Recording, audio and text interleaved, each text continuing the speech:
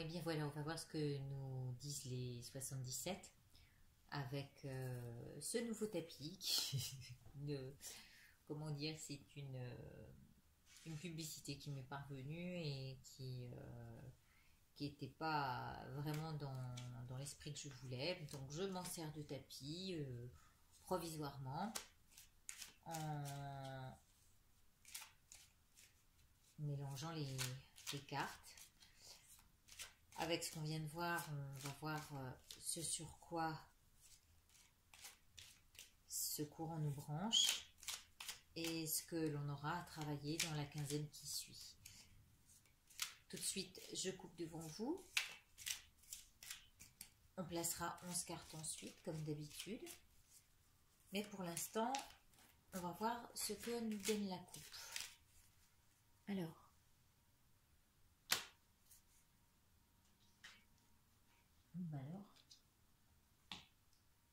alliance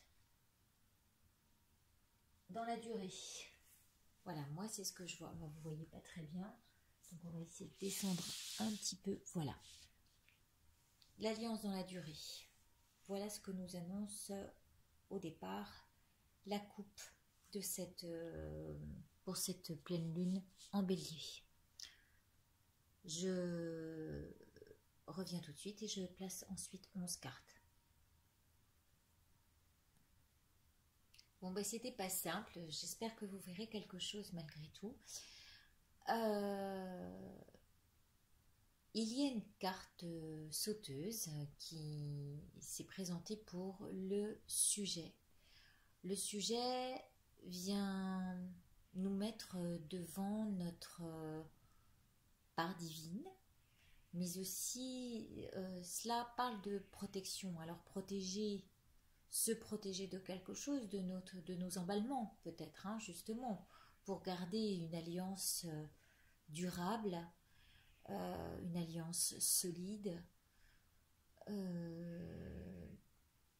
et pour s'allier nous-mêmes à notre part d'authenticité, puisque dans cette part divine, il y a l'authenticité, de vouloir être pur, pur en tous les cas, au plus proche de nos convictions et de nos valeurs. Donc c'est à double, vous voyez, même avec les deux traits, c'est une double protection par rapport à cette alliance. C'est protéger ceux avec lesquels on est allié, on est amis, on est en alliance, mais aussi protéger cette alliance à nous-mêmes, cet accord à nous-mêmes, où on veut montrer aussi, parce que ça aussi, ça peut être la solidité, hein, le fait d'être stable. Voilà, la solidité de de nos convictions et de nos valeurs. Moi, je le vois comme ça. Alors, qu'est-ce qu'on va avoir à faire? On est dans le qu'est-ce que. Et ben voilà, oh, c'est joli, hein, et vraiment les cartes sont jolies. Je pense que voilà, notre vérité va sortir, notre pleine lumière va sortir. Il y a une vraie colère, hein, c'est la carte de la révélation. Il y a aussi une part de révélation de nous-mêmes qui est en accord avec nos valeurs spirituelles et nos valeurs intrinsèques, et cette lumière qui veut jaillir de nous, hein, qui veut se manifester. Donc c'est bien ce qu'on disait, on est dans la manifestation de soi, dans la réalisation de nos convictions, parce qu'on a choisi d'apparaître assis en pleine lumière et de le révéler aux autres avec toute l'authenticité de notre cœur et de notre spiritualité. C'est juste parfait. Voilà ce qu'on va avoir à faire. Qu'est-ce qu'on a à faire? Révèle-toi, mais de manière... Alors, se révéler de manière spirituelle, ça veut dire justement prendre en considération qu'il faut protéger l'autre d'une certaine agressivité et d'un certain rentre-dedans, comme peut le manifester le bélier dans ses comportements impulsifs et parfois démesurés même, je dirais. Alors là, le tout est de montrer une lumière authentique, pleine de vérité, qui a besoin de s'exprimer et de se faire valoir pour s'allier à ce à quoi on est aligné. Hein, c'est très clair. Alors comment on va s'y prendre? Ça peut représenter deux choses. Ça va être travailler donc sur les blessures qui apparaissaient, mettre la lumière sur les blessures de tout ce qu'on nous a fait et voilà, et les amener mais plutôt de manière fluide. Attention justement à ce que l'eau et ce courant électrique là n'amène pas une électrocution et une mort dans les relations, hein, vraiment. Euh, on voit les blessures, on met la lumière sur sur ce qui nous a fait souffrir. Elle était déjà là, hein. Je ne sais pas si vous vous souvenez la carte la fois dernière dans les énergies de la nouvelle lune. On voit qu'on a travaillé encore sur ces blessures du passé et sur cette lumière qui va révéler les blessures et toutes ces conciliations qu'on a pu faire jusqu'à présent et qui en fait nous disent non, stop, j'ai plus envie d'être là-dedans. Je me suis tue jusqu'à me blesser au plus profond de moi-même. Alors maintenant, de manière très... faut que ça coule de source, quoi, et que ça soit amené à... voilà, à, à être distingué comme, comme une chance. Parce que le fait de montrer qui on est, vraiment, sous notre vraie nature, ça permet de s'accorder la chance sur tous les points. Par exemple, je vais vous donner, j'aime bien donner des exemples. Je viens moins sur la chaîne et pour moi, ça a vraiment beaucoup de signification. D'abord parce que j'ai le temps enfin de m'occuper de ce que j'ai à faire à côté. Comme je vous disais, je suis aussi éducateur sportif et donc j'ai beaucoup de cours à domicile et ailleurs à donner. J'ai des projets dans la tête, j'ai envie d'écrire, j'ai envie de peindre, de dessiner, j'ai plein de choses qui sont commencées malheureusement vu que j'ai pas le temps et surtout que la chaîne me prenait pas mal de temps, je n'avais pas le temps de m'occuper aussi d'autres priorités. Alors, je pense que le fait de montrer qui on est, comment on veut vivre, comment on veut se vivre soi-même est important de le dire, de l'exprimer, voilà, parce qu'il y a l'expression de ça aussi. Eh bien, c'est un choix qui nous revient pour nous accorder la chance de nous épanouir et de sortir de souffrances ou de choses qu'on a apportées et qu'on n'a pas envie de porter. Voilà. Et tout ça pour faire plaisir à d'autres ou parce que les autres sont dans le besoin. Charité bien ordonnée commence par soi-même, comme on dit. Alors, si on veut se donner la chance d'arriver à d'autres projets peut-être plus d'envergure d'envergure plus grande, et bien, enfin, là je dis deux mots qui veulent dire la même chose. Voilà, il faut laisser couler. Il faut laisser couler ce qu'on n'est pas obligé de nourrir. Et puis, à l'inverse, montrer ce qui est important pour nous pour pouvoir avancer dans ce qui nous apportera de la chance. Alors évidemment, euh, ça va se faire de manière interrompue parce qu'on a toujours quelque chose qui nous appelle, hein, qui nous retient ou qui nous fait tomber tout ce qui nous fait perdre du temps, le temps de tomber là et de remonter. Voilà, on perd le filon de ce qu'on était en train de faire, du coup on va se pencher sur autre chose.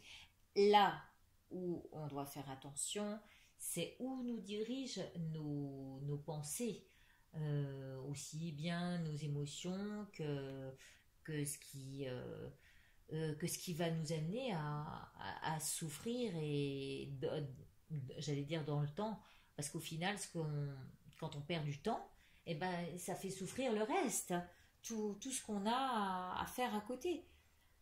Alors, euh, se mettre, je pense, des temps de pause, des temps d'action, des temps de vide total, et puis reprendre. Voilà, je pense que ça, c'est marquer des étapes pour scinder chaque chose qui nous est importante, des choses qui le sont moins, et puis reprendre voilà, être équilibré entre action euh, et, euh, et relâche. Voilà, des choses ça peut être aussi ce qui s'arrête et qui reprend. Hein, on parlait des relations. Alors là, c'est peut-être par rapport à l'alliance. euh, Si on veut que les choses durent, eh bien, peut-être qu'il y a eu des moments où ça a clashé. Peut-être que ça reprendra, mais avec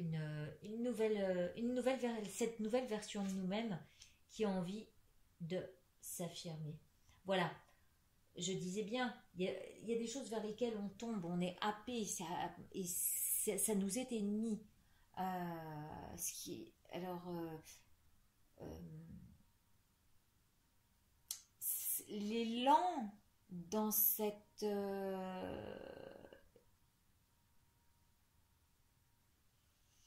dans cette configuration-là, c'est justement viser, savoir se recentrer, déjà.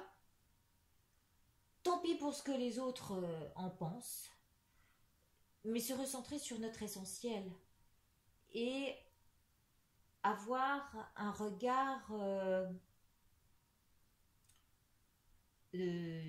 en hauteur, voilà, qui vise plus haut et qui se fout du qu'en dira-t-on. Hein. Ça peut être, c'est vrai qu'on voit aussi, hein, que la lumière est sur les blessures de ce que nos ennemis nous ont fait. Euh, ben c'est comme si l'eau amenait ici une purification sur tout ça. Et à nous d'avoir un autre regard euh, plus, plus en hauteur, de telle manière à en même temps pouvoir se recentrer sur nos objectifs.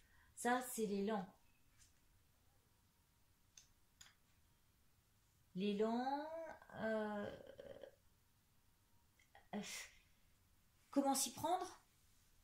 Eh bien, en se demandant où se trouve notre chance, où est notre chance, quelle est la, qu'est-ce que ça révèle chez nous, le fait de nous montrer aussi authentique que l'on a envie de paraître, de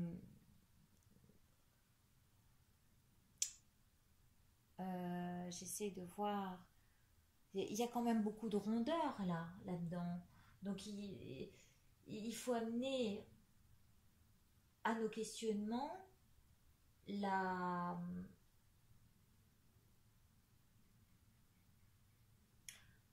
c'est peut-être la rondeur des propos qu'on a envie de tenir par rapport au fait de s'exprimer,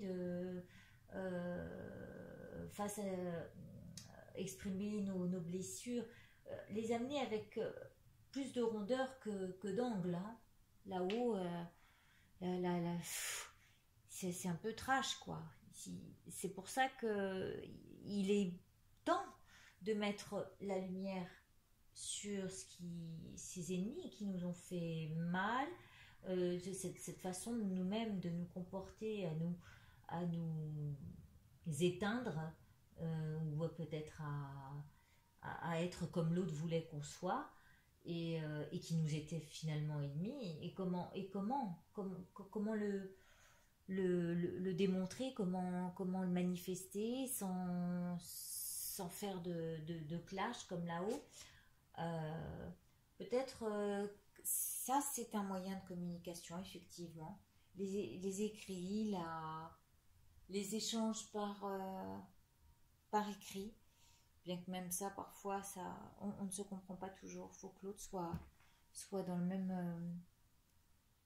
la même compréhension. Je ne sais pas si ça vous est déjà arrivé, le fait de discuter par texto avec quelqu'un, vous lui dites une chose, l'autre le prend mal parce qu'il l'a compris tout autrement, ou même vous, et en fait, au final, ça finit par on ne se parle plus, il a rien compris, ou elle a rien compris, mais on laisse tomber pour l'instant, c'est pas. Et du coup, la relation se coupe, reprend, se coupe et reprend. Alors peut-être que, effectivement, autant dans nos émotions que, que dans la vie, au quotidien,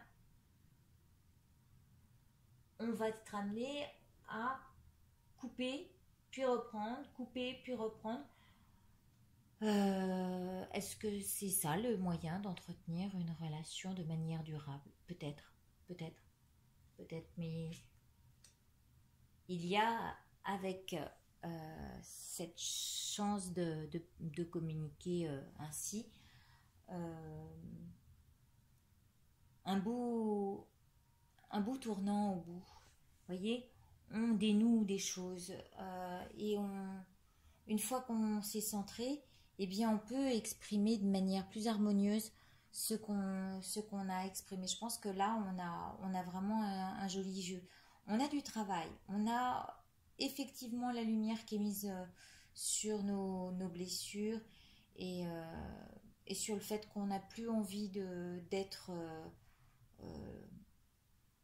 à l'image de ce qu'on attend de nous, mais plutôt d'être celui qu'on a envie d'être. Parce qu'on sait que c'est ça, hein, dans le présent, la chance, notre chance, c'est nous qui la faisons. Alors, c'est vrai que aussi, les questionnements et les relations sont basés, malheureusement, sur des questions très matérielles. Pourquoi je dis ça? Parce qu'on est en bas, et le bas, c'est tout ce qui touche au matériel, en haut, le spirituel. Regardez, la lumière, là-haut, elle est bien dans ce qu'on travaille, de nos émotions, de notre sensibilité, et que ça révèle dans la protection de nos idées, puis de nos guides. Hein. Nos guides sont là pour nous révéler tout ça. On a cette chance-là d'être quelque part éveillés. Alors, purifions tout ce qui nous est néfaste, qui est négatif à nos yeux.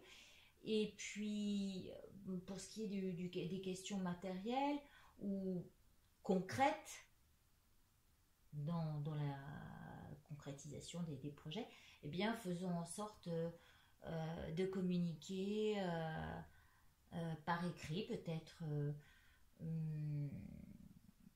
peut-être de nous associer pour faire. Alors là, je vois un livre, c'est marrant, je sais pas. Il y a des choses il y a des choses à faire ensemble, mais c'est de l'ordre. Peut-être que justement pour éviter qu'on se dispute et que ça parte en colère, en face à face, il faudrait peut-être passer par les écrits. Voilà, et bien je vous souhaite un joli tournant. Les 15 jours qui vont suivre, je vous les souhaite plein de réjouissance face à ce jeu. Et je vous souhaite un joli travail spirituel. Prenez soin de vous. Je vous embrasse. Au revoir.